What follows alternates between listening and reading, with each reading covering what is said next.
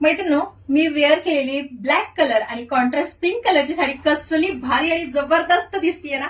सगळ्याच मैत्रिणींना सुरेख दिसेल अशी ही साडीचं पॅटर्न आलेलं आहे की तुम्ही डेली वेअर मध्ये एकदम क्लासी लुक दिसेल अशी ही साडी. आणि त्याचे कलर पण एवढे भन्नाट आलेले आहेत. त्याचे कलर बघून घेऊया आपण. मी जो वेअर केलेला आहे तो ब्लॅक आणि पिंक कॉन्ट्रास्ट येणार आहे. त्याच्यानंतर हा सुंदर असा मोरपंखी कलर आणि त्याला ब्लू कलरचं कॉन्ट्रास्ट आहे.